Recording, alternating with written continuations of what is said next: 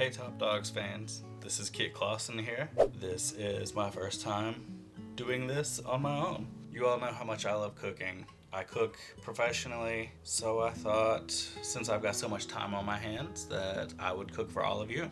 So we're gonna give this a try. I'm probably gonna stumble over my words. I'm gonna make mistakes, but it's gonna be fun because cooking is always fun to me. Tonight, I'm going to be cooking a pork butt. The butt is actually the shoulder. They call it the butt because that's the part of the animal that butts up against the shipping container. I've got it almost thawed out here in the sink. It's a big one, but I like to cook my pork butt with onion and beef broth. Onions have an enzyme in them that help break down the food called protease. So that helps make it more tender. Onions add more flavor. I have a very sharp knife here. I learned from watching the worst cooks in America how to hold a knife. I'm not even joking. When you hold the knife, you don't hold it with your finger on top. That's bad. You take these two fingers and you pinch and then wrap your other hand around the handle. This is how you get the most strength and control. And you don't push straight down. You let it slide through. And it should glide easily through whatever you're cutting. I don't normally like cutting onions because they're very strong and they make me cry and it's so sad. But they are delicious.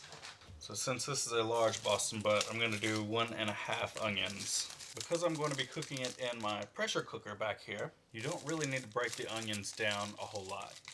Just slices, petals, about the length of your little finger. It's got some black stuff on the outside. Just peel it off, and all the layers underneath are still good. So again, proper knife technique so you don't cut yourself. With the other hand, you make your claw. The claw. And you just let it glide through.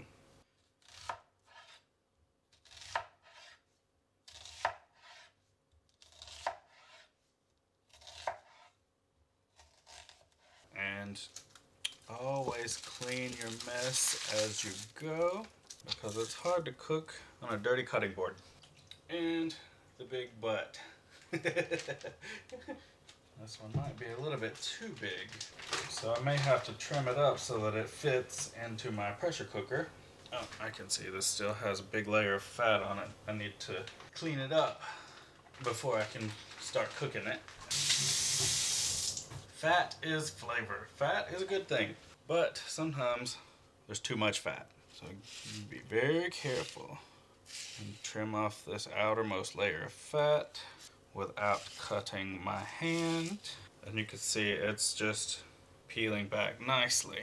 When you're trimming your meat, you don't have to be in any sort of a hurry. When you get it, it's better to be safe and not cut yourself.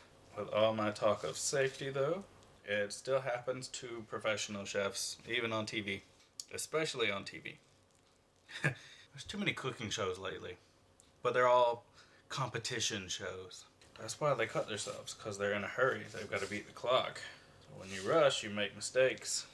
But if you're cooking for yourself, or your friends, or your family, or loved ones, whoever, you don't have to be in a hurry. Just enjoy the process. Oh, goodness, this one has a lot on here. And don't be afraid about hurting the animal. It's already dead. I've seen so many times on TV where these amateur cooks, they're scared to butcher the fish or the chicken, and I just look at them like they're crazy. Like, really? Why? You're not hurting it. He can't feel it anymore. That's so silly. I wonder if our editor would be able to speed this part up, like fast forward or something, because this part's taking a while.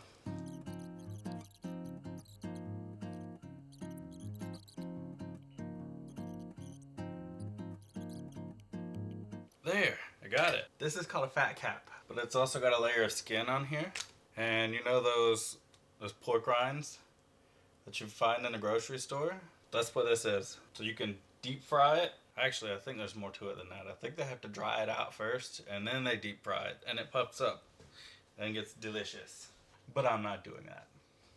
I don't like frying food at home. Frying food at home makes a mess because you have to get out the fryer. You've got the oil that you've got to clean up afterwards, and there's a lot of popping and splatter, so there's even more mess to clean up afterwards. If you like frying food at home, do it. Don't let me stop you. That's just me. I do enjoy fried foods. I just don't like the cleanup that comes along with it. Now, I've got my large pork butt here. Take it over. See if it'll fit in the pressure cooker. Oh yeah, it fits. Woohoo!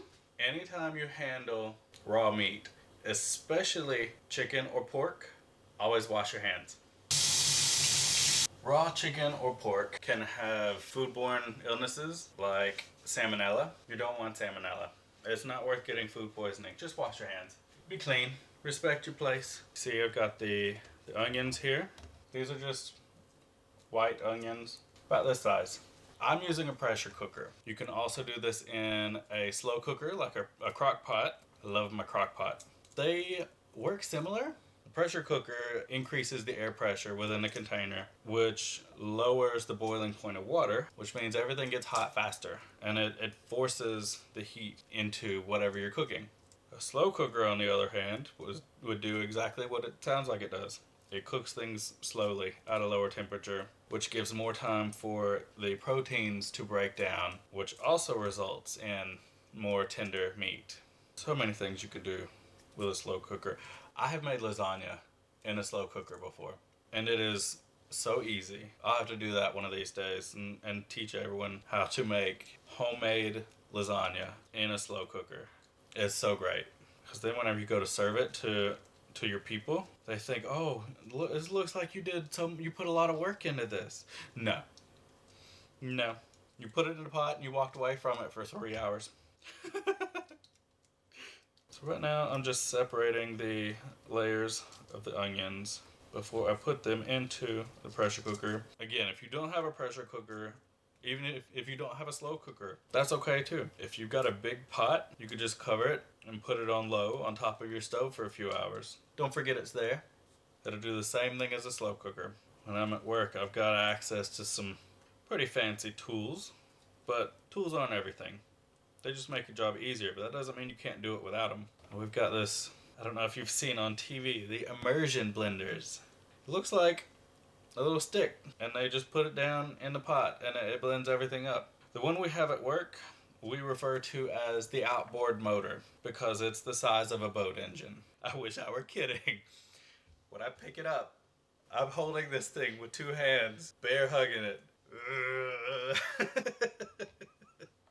This is what happens when I get in the kitchen though. I just get in a good mood. It's okay if you don't laugh at me. You don't have to think I'm funny. I think I'm funny. Cooking makes me happy, and I have fun while I'm cooking, even if I am in the kitchen talking to myself. Alright, so I've got these onions broken down. I'm going to transfer all of these over into the pressure cooker. Do all of them. We like onions in this household. But again, it's going to help the pork get more tender. And when it's done, I'll just be able to shred it, just like the barbecue pulled pork that you'd find at a restaurant. Wash the onions off my hands again. Alright, for our seasonings today, I'm going to be adding Weber's honey garlic rub, a little bit of ginger, chicken shit. That is really what it's called. It's just a blend of different spices. Salt, onion powder, garlic powder, basil, pepper, paprika, parsley, granulated celery, oregano. It's just a spice blend, but it's called chicken shit, and that's funny. And lastly, I have some accent. This is MSG, not E621. We're better than that in this kitchen.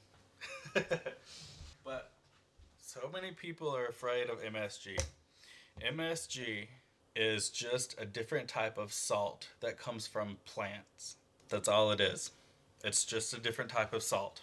It tastes a little bit different than salt, but it's not unhealthy to eat. That was a myth started back in the 90s. It's just a food seasoning. And you're gonna find it in most of your foods nowadays. People just don't tell you. But don't be afraid of MSG. MSG is perfectly safe. So, being a home cook, I cook with my feelings. I don't cook with recipe. As I get more experienced at teaching, maybe that will change. Yeah, I've heard people say you just season it until your ancestors tell you to stop. Maybe don't do that if your ancestors were not good cooks either. I'm gonna add a few shakes of the ginger, add a fair amount of the chicken shit. Got the MSG, otherwise known as plant salt. Good bit of that in there. And the honey garlic rub. Because I'm using a pressure cooker, it needs water in order to pressurize the container. So now I'm just adding water. Pop the lid on, pressure cook. Probably going to need a whole hour. But at the end of that hour, we can take it out, check and see if it's done. And if it's not done, we can put it back in. And there we go. I thought I had more bread. I don't have much bread, but I have rolls in the freezer. So we will still have some delicious barbecue sandwiches later. But for now, that's all. Once this hour is up, I'll come back and I'll show you how it looks. 2 hours later. Alright, here we are, 2.5 hours later. It took a lot longer than I thought it would. But look how nicely it's coming apart. Nice, tender, and juicy. I'm just using 2 forks just to separate and shred it. You really shouldn't have to use a whole lot of force at this point, if it's done right. Now I'm self-conscious because everybody is home from work, hearing me talk to myself. But I've got our dinner rolls in the oven. They should be done in about 10 minutes. I'm cooking my pork this way. I wind up with a lot of juice left. I like to skim the layer of fat off the top of that and save it because it's full of good roast pork flavor. Put it in your ramen noodles or use it to make some other soup. But it's got too much flavor to waste and just pour down the drain. Almost got this nice and shredded. And I'll pick up the camera and show you guys all the final product. And the reason I cook it the way I do with the onions and just the dry seasoning is because you can still taste the meat this way. Some people will put the pork butt in their slow cooker and immediately cover it with a whole bottle of barbecue sauce. When you do that, it can only ever be barbecue. And it's only ever gonna taste like whatever that sauce was. Maybe some people want more sauce. Maybe some people want less sauce. Maybe some people want a different sauce or none at all. So when you do it this way, it still can be anything. All right.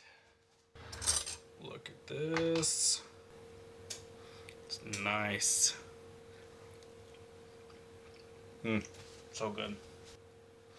All right. When it is time to add the sauce, you just get a little mixing bowl and you can pick whatever sauce you want. I've got a spicy Korean barbecue sauce here. Gonna add a little of that. A little mixy. Stirry. And now it is ready for the sandwiches. That was the oven that just went off a bit ago. So once those dinner rolls are done, I will show you all the final product. With that being said, thanks for tuning in and check us out next time. I'm gonna leave my Ko-Fi link. Feel free to donate, leave tips, leave recommendations for dishes you want me to try to make next. But thanks for watching.